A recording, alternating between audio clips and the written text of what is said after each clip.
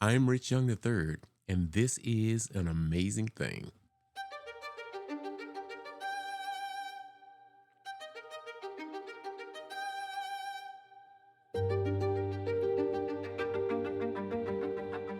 I'm here to facilitate learning the Word of God on a fundamental level. So join me and let's grow together and build a relationship with our Creator. And that starts now.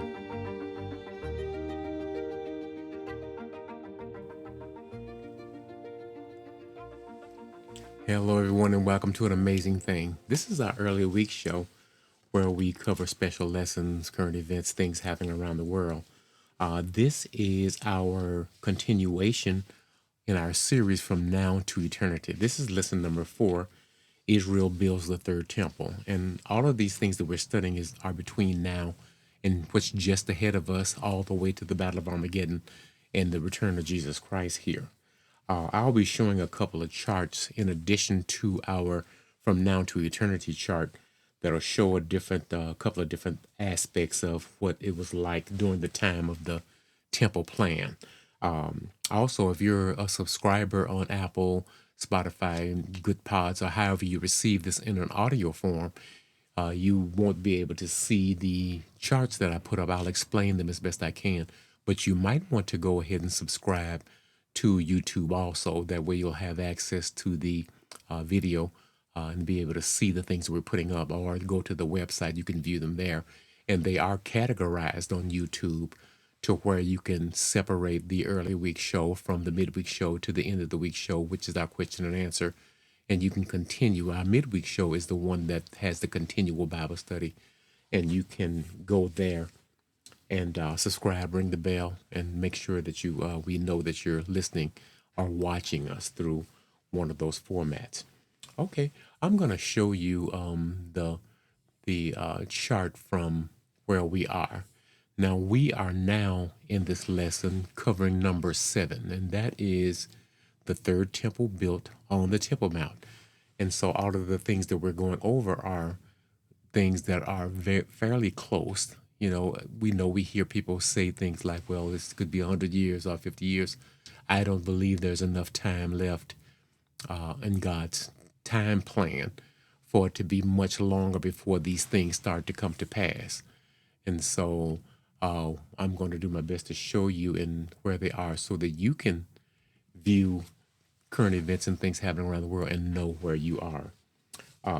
Okay, we're going to begin the history of the temple. And the beginning of the temple was a tabernacle. That was a structure that was not a permanent structure, and it was made so they could take it down as God would have them to move. They would have to tear down the temple and move it and then put it back up, them being a nomadic people at this time, moving from place to place. So God showed them how to make the temple, all the measurements of the temple, as well as the implements that they would need to perform the sacrifices and the offerings that God gave them, and instructions how to do the sacrifices and the offerings. This was God's plan to dwell with his physical people of Israel. Israel was plunged into sin, or the people of the earth was plunged into sin at the time of Adam and Eve. So God could not dwell with humankind in the fullness of his glory. So this was a way that God could walk in the presence of his people at this particular time, veiled from them in his full glory, so that they could have communication with him and know what it was that he would have them to do to continue to be his people. The tabernacle was a way for God to do that. He could dwell closely with them and teach them that God was the center of the Jewish life. Now I'm going to show a picture here that shows the tabernacle and what that looked like. It's a rudimentary picture, but we get an idea of what this is. We see the temple here in the middle and all the tribes of Israel surrounding the temple. This shows us that God intended to be the center of his people's lives. Now, this is he's the center of his people's life in the physical aspect at the time that we're talking about now, but in the time to come as we live, he also still wants to be the center of our lives in a spiritual form. And so this is a picture of what that looked like. And the tabernacle plan continued to be a temporary structure for 500 years, from the time he gave it to Moses to the time they built a permanent structure here. Now in 2 Samuel 24, we get to the point about 1000 BC, and David had sinned against the Lord. And there was a plague that was brought on the people, and God instructed David on the way to stop the plague. That was to go and purchase, to buy the threshing floor of Arana, the Jebusite. And he would go and buy that, and that would end the plagues that was on the people. And so to buy all the oxen and everything that went with the Temple Mount, with the threshing floor, and offer that as a sacrifice to God, and that would stop the plague that was on Israel at that time. The Temple Mount is where the offering for sin would be offered from that point forever. Now we remember back in Genesis chapter 22, verses 1 through 19, God did tempt Abraham to sacrifice Isaac in the place that he would show him. Now that's a 1,000 years prior to where we are studying this now at the time of David. God stayed Abraham's hand, and he did not sacrifice Isaac. And so this is the same place that David bought the threshing floor from Uriah the Jebusite, which is known as the Temple Mount today. And that's where it is. Now, David at this point desired to build God a temple. I'm going to read this. This is 1 Chronicles 28, verses 2 and 3. Then David, the king, stood on his feet and said, "Hear me, my brethren, my people. As for me, I had in mine heart to build a house for rest of the ark of the covenant of the Lord, for the Lord's footstool of our God, and had made ready for the building. But God said unto me, Thou shalt not build a house for my name, because thou hast been a man of war, and hast shed much blood." Well, God didn't want his house built by a person of war. He wanted to be a house of peace. And so David gathered up the implements and prepared him, but God wouldn't allow him to do it. And so God told David that his son Solomon would build the temple. And so David gave Solomon the pattern and the treasures that he needed to do so. And so Solomon completed the temple in 968 BC, in the place where God had instructed, the place that David, his father, bought the threshing floor of Ornan the Jebusite. And they constructed the temple there according to the pattern. And Solomon prayed a dedicatory prayer in the temple. And a part of the prayer went like this: "If your people pray toward this place where you have chosen to place your name here, and forgive." They built it there, and in his prayer he stated that if the people should sin and be taken out of this place, if they'll turn their face toward this place and repent and pray, you might bring them back into this place, which was the essence of what Solomon was praying there. And so they say that every synagogue in the world is built so that it's turned toward the Temple Mount, so that when the people in the synagogue stand to pray, they are praying toward the Temple Mount. Now, I've never seen one, but they say they have a Temple Mount compass, that no matter where in the world you are, it always points toward the Temple Mount. And so I would love to see one, but I have never seen, but they say such a thing exists. This is 2 Chronicles chapter 7, verse 1 and 2. Now Solomon had made an end of prayer. Fire came down from heaven and consumed the burnt offering and sacrifices, and the glory of the Lord filled the house. And the priest could not enter into the house, because the Lord's glory filled the house. The presence of the Lord was so powerful that they could not go in that place. And so God was pleased. He brought fire down to consume the sacrifice, and he consumed the place, and it was a fantastic thing there. Now we're going to go on to the end of the first temple of what happened. Now, during Solomon's kingship, he had sinned in the eyes of God. His kingdom was broken into two kingdoms, Israel, the kingdom in the north, and Judah, the kingdom in the south. Now, around 721 BC, the northern kingdom of Israel was taken into Assyrian captivity because of the sin of idolatry. And so Israel was constantly taking on the things that the surrounding heathen nations was doing and made it a part of their worship, and God would not stand for that. And so, to their punishment, he allowed the king of Assyria to come in and take them captive for that sin. Now, he took the northern kingdom of Israel. Israel is broken into two kingdoms. The northern kingdom, which had 11 tribes, and then you had Judah, which consisted of one tribe, the tribe of Judah, and I think Benjamin. So two tribes there. Now they got to the point where they were into idolatry and worshiping all kinds of iniquities. And so God allowed them to go into captivity for their punishment. Now, this time for them, it was Babylon, and that was Nebuchadnezzar who came and got them. This is Jeremiah 25:11 and 12. And this whole land shall be a desolation and an astonishment. All these nations serve the king of Babylon 70 years. And it shall come to pass, when the 70 years are accomplished, I will punish the king of Babylon and that nation, saith the Lord, for their iniquity. And the land of the Chaldeans shall be made a perpetual desolation. And it is a desolation to this day, where the old kingdom of Babylon stood. And so this prophecy tells us that it's going to happen to Judah. The punishment of the kingdom will be a perpetual punishment for Babylon, which made the perpetual desolation. That's who's going to do this to you. And so he came down, he destroyed the temple, destroyed the wall, and destroyed the city. And this happened about 586 BC.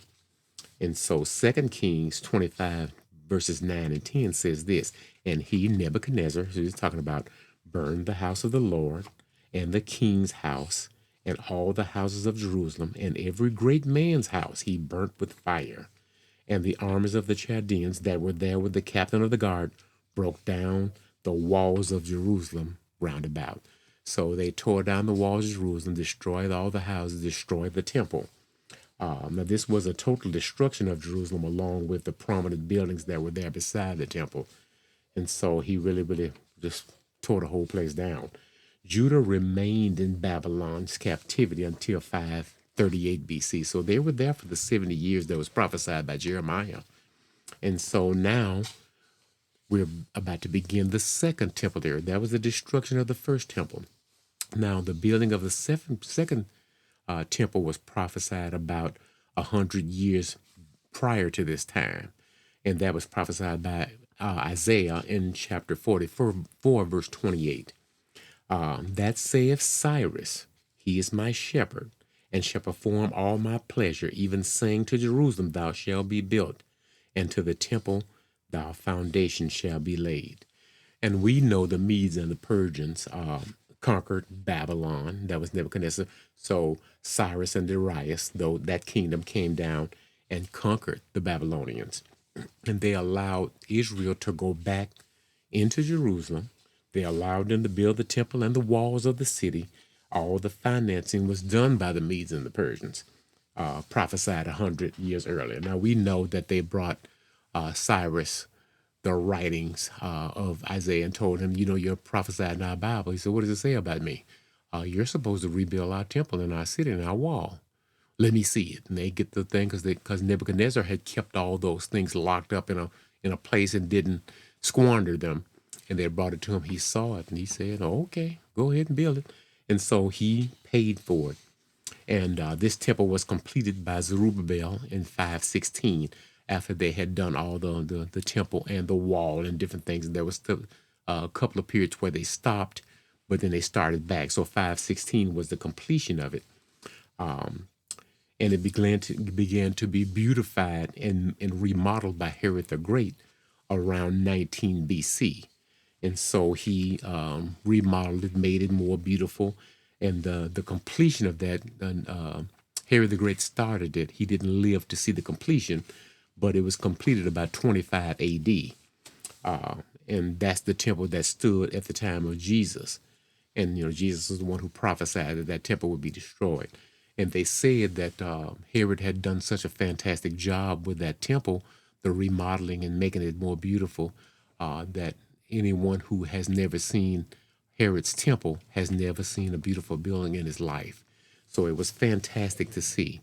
But Jesus prophesied that it would be destroyed. This is Matthew 24, verses 1 and 2. And Jesus went out and departed from the temple, and his disciples came unto him to show him the buildings of the temple. And Jesus said to them, See ye all these things? Verily I say unto you, there shall not be one stone left upon another that will not be thrown down. And so this sort of shook up his apostles and his disciples, because they wonder, when is this going to happen? You saying this is going to be torn down? The prophecy of Jesus was so complete until a lot of the so-called experts disagree on where the temple actually stood. No one knows for sure where it stood, and so that came in and that was done. So that was done about 70 AD, and that's a historical fact. We all know when that whether people believe in the Bible or not, we know that happened. The Roman general Titus came in and destroyed the temple in 70 AD. And that was the destruction of the second temple. And this time Israel began to be sifted through the nations. It was illegal for Israel to remain in Jerusalem at that time, or in Israel proper. And so for 1878 years, they were sifted through the nations, and they went through the Holocaust, and all those terrible things happened. And we'll go over those in another lesson, especially in our midweek lesson, so we'll be able to study that in detail. Now, the Third Temple era began in 1948. After the terrible Holocaust of World War II, the nations of the world decided that it was time for Israel to have a homeland, and land was partitioned off.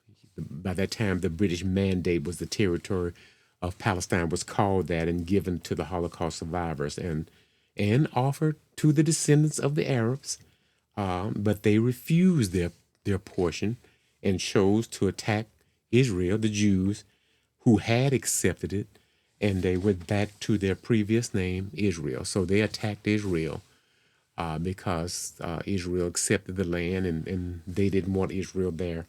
And they attacked Israel. And after the battle was there, Israel had gained territory. So we know that the Arab descendants were defeated, and the newly named Israel country was victorious.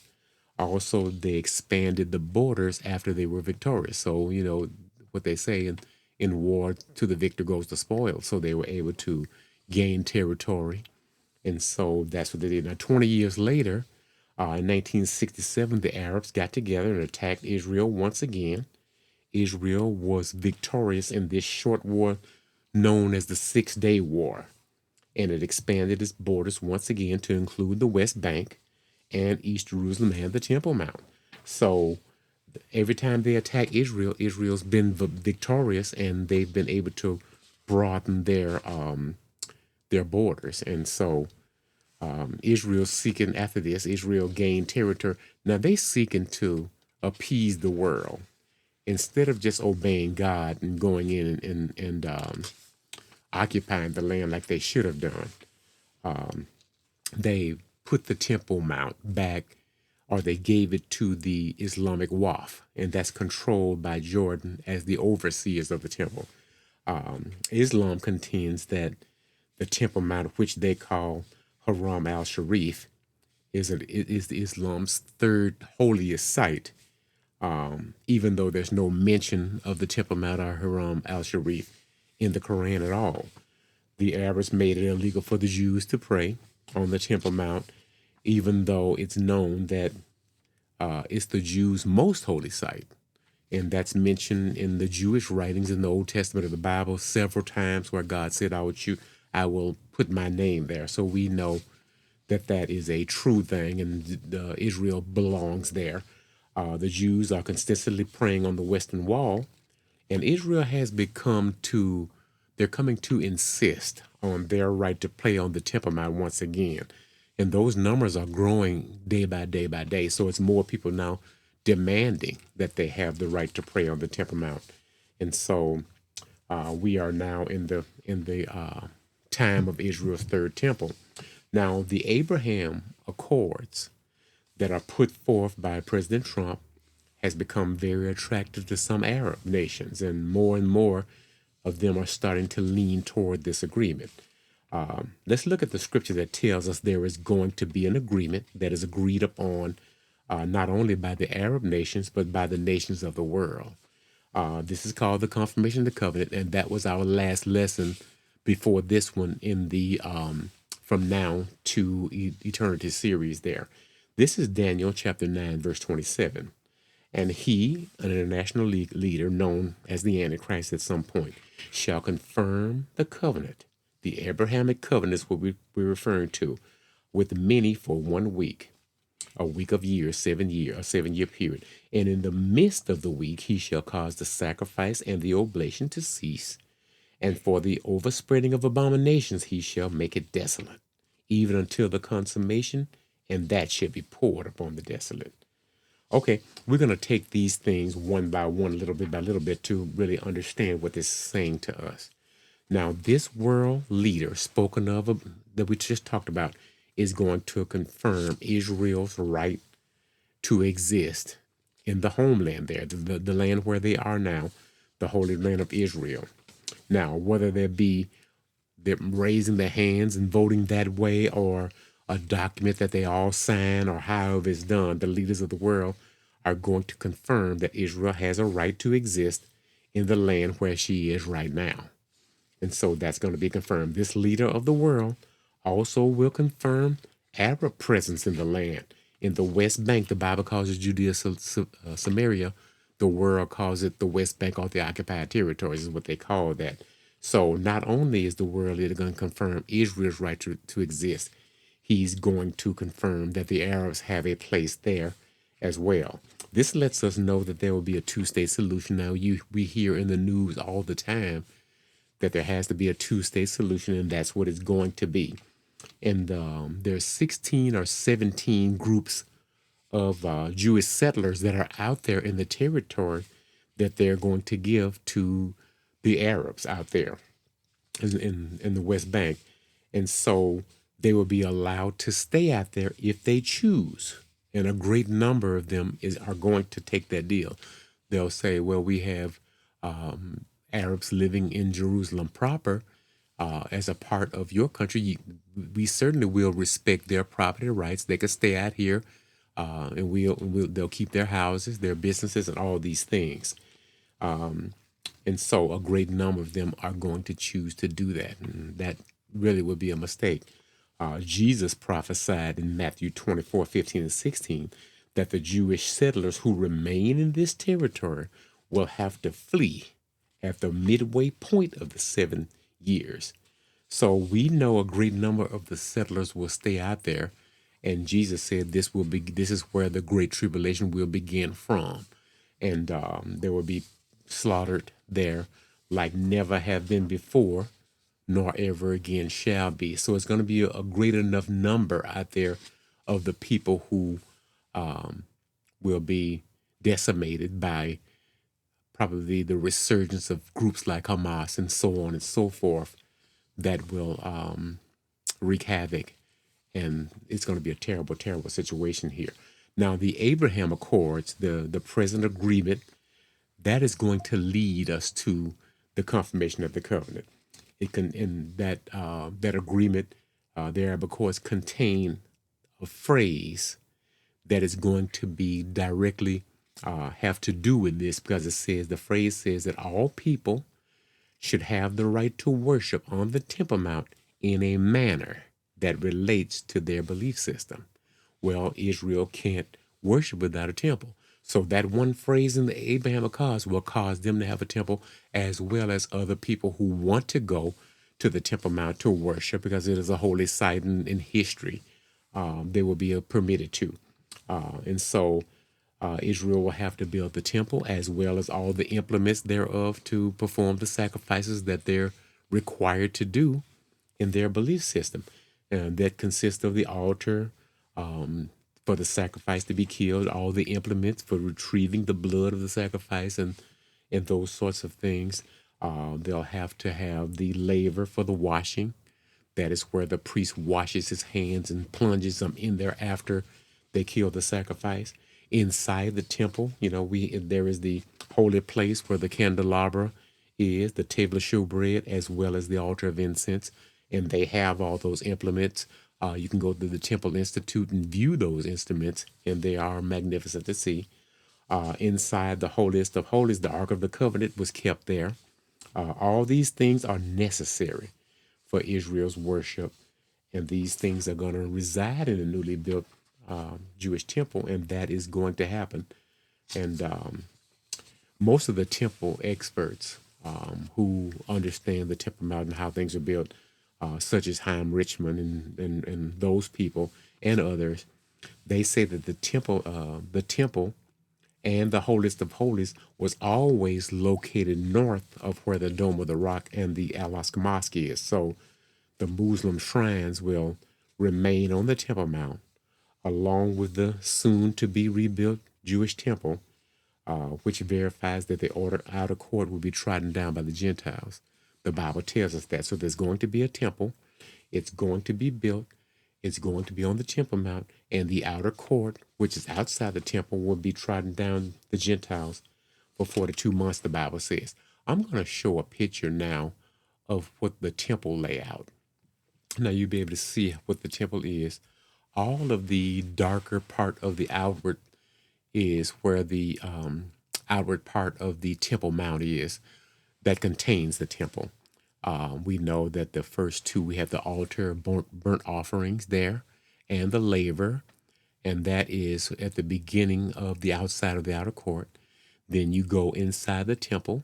We see the candelabra at the bottom of the temple. We see the table of showbread, those two circles there.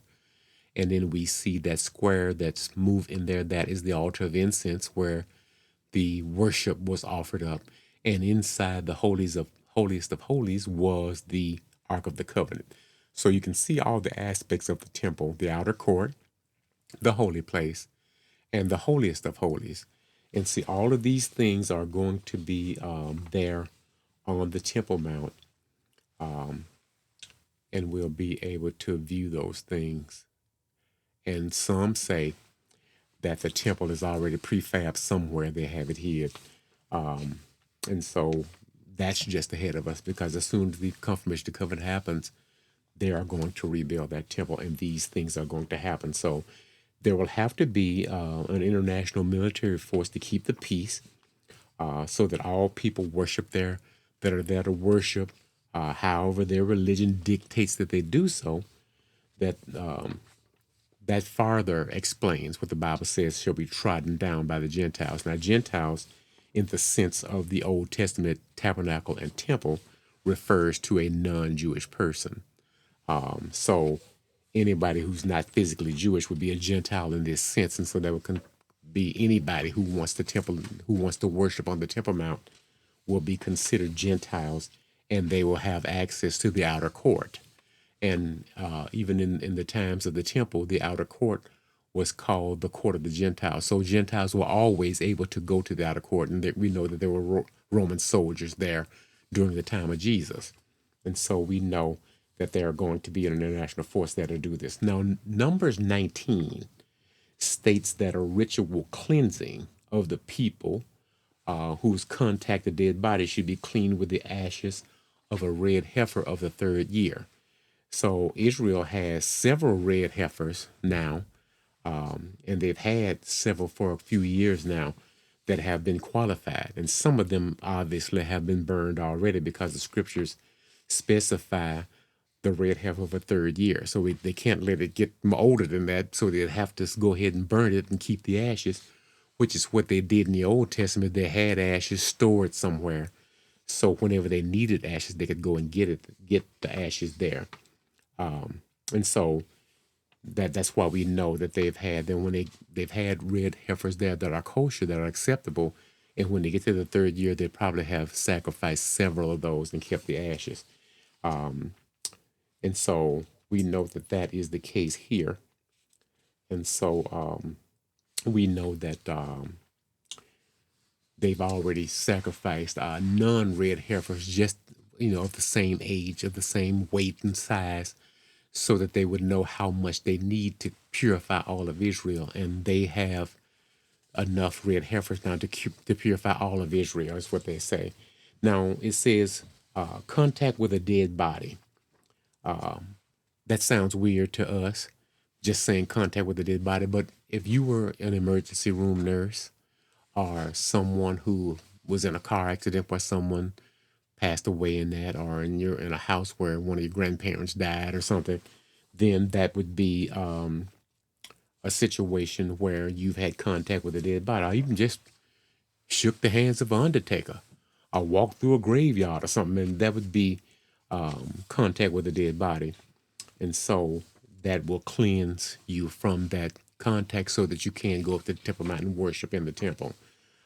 When Israel completes the building of the third temple, the sacrifices will once again begin, which requires Israel to sacrifice a lamb in the morning and in the evening, which in the present state of the world's views, this is going to look like a barbaric situation.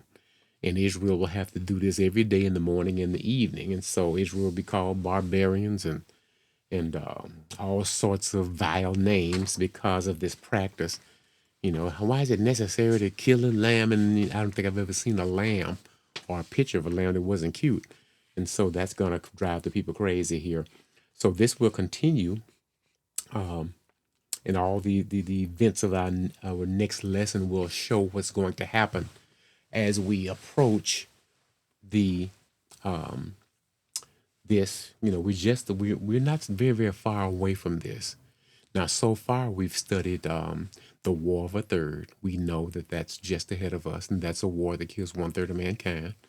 After that, we've covered the confirmation of the covenant, which starts the final 7 years to the Battle of Armageddon.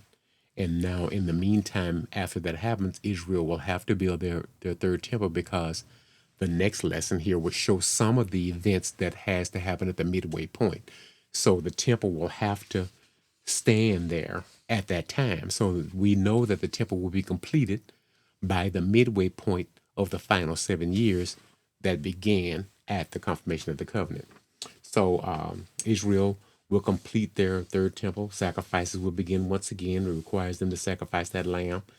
And that's going to be what it's going to look like. And so we're going to look again at our chart here that now we see what we are right now. We know the third temple is number 7 here. Now, when we get to our next lessons, that will require more than just one lesson to cover the events of number 8, because we have the abomination of desolation happening there. We have the war in heaven that we're going to have to talk about. The 2 witnesses will begin their ministry. And then we have the beginning of the Great Tribulation and all those things that happen there. And so that is going to be a fantastic thing. And that is just ahead of us. And so there's a lot for us to talk about, and we'll go into detail of these things more and more as we go through these lessons here. And we'll be right back after this message.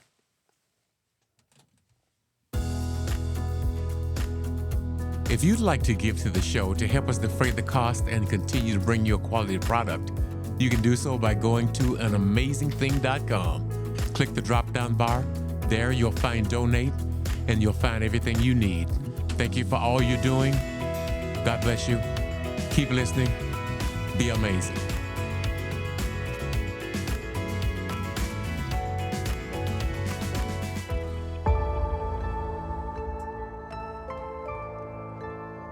In our fast-paced world, we're constantly bombarded with news reports from around the world, but none of those traditional news sources understand what's going on in the world from a biblical perspective.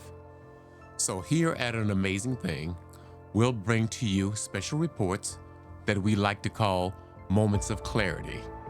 When events happen around the world that relate to Bible prophecy and where we are on God's prophetic time clock, we will bring you that report and explain how it does. So subscribe to An Amazing Thing and you won't miss a thing.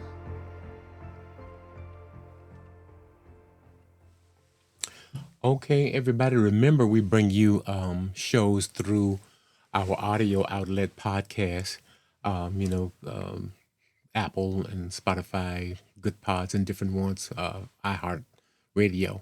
But in order to be able to see the categorization of the first of the week show, midweek show, end of the week show, and be able to study the ones of those that you want to study in a continuous fashion, you will need to go to our video source, such as YouTube, or to our website to do so. And I hope you'll do so. Subscribe to the show. And that's going to do it for us today. I'm so glad you're here. Thank you for coming, and we'll see you soon.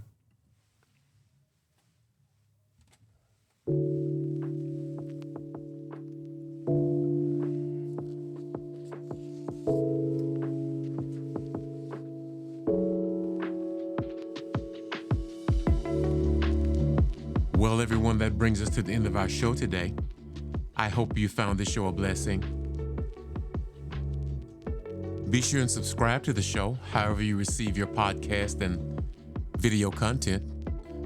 Be sure and tell your friends and family. Be safe, and we'll see you next time. And remember, make it an amazing day today. We'll see you next time.